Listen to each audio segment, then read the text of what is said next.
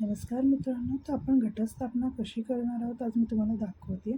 तर इथे मी घट घेतला आहे मातीचा आणि त्याला मी लाल पिवळा असा धागा बांधते आहे आणि त्या घटामध्ये मी पाणी ठेवलं आहे. एका बाजूला आपण पत्रावळी घेणार आहोत. पत्रावळीची जी आपली डिश असते आपण ती घेणार आहोत आणि खाली परडी ठेवणार आहोत, जेणेकरून आपला घट व्यवस्थित बसेल.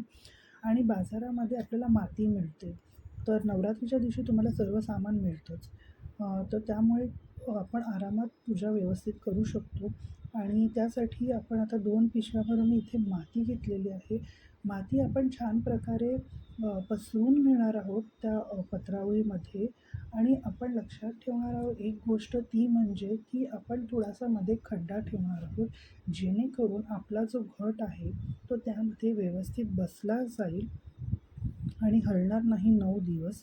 त्यामुळे बघा, मी अशा प्रकारे थोडीशी माती बाजूला करून घेतलेली आहे. तर इथे आपल्याला हे धान्य पण मिळतात. 5 प्रकारचे वेगवेगळे प्रकारचे धान्य मिळतात. हे धान्य आपण त्या मातीमध्ये पेरायचे आहेत व्यवस्थित. सर्व सर्व बाजूनी थोडीशी माती मिक्स करून घ्यायची आहे. त्यामध्ये धान्य टाकून झाल्यानंतर आपण तो आपला जो घट आहे तो आपण मध्ये ठेवणार आहोत. असा ठेवायचा जेणेकरून तो हलला नाही पाहिजे. त्यास आता आपण तसंच लाल पिवळा धागा परत घेतला आहे, त्याला आपण विड्याची 9 पानं लावत आहोत.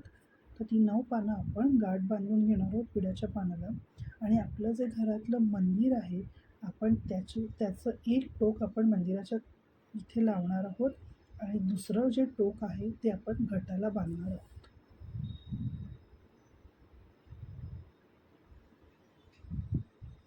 तर अशा पद्धतीने इथे आपण आपलं पानं लावून घेतलेली आहे.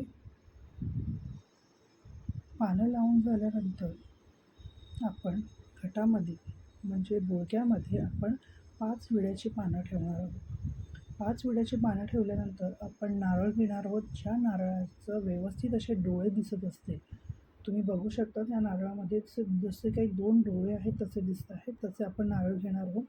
एका बाजूच्या पाटावरती आपण 2-2 विड्याचे पानं ठेवणार आहोत. त्या पानांवरती आपण आपल्या घरातले जे देव आपण बनवून घेतले असतात आपण ते ठेवणार आहोत. त्याची आपण तिथे पूजा करणार आहोत.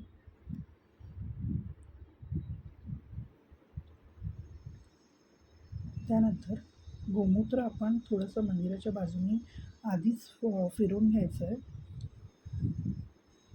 आणि सर्वात प्रथम आपण गणपतीची पूजा करतो. त्यामुळे गणपतीची पूजा झाली आहे. त्यानंतर आपण देवीचं सगळा शृंगार, तिची ओटी जे काही आहे ते सर्व काढून व्यवस्थित रेडी करायचं आहे. आपण नारळालाच आपण देवी मानतो, म्हणून आपण नारळाचा शृंगार करत आहोत देवीच्या रूपाने. तिला वेणी घालायची आहे. तिचं नाक, डोळे छान असं जसं तुम्हाला जमेल तसं तुम्ही सजवायचं आहे देवीला.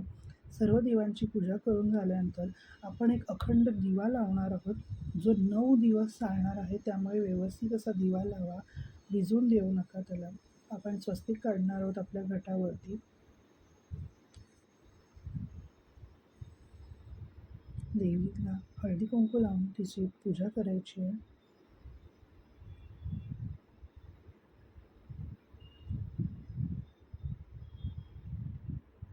तुम्हाला हवं असेल तुम्ही देवीचा फोटोही ठेवू शकता मागे.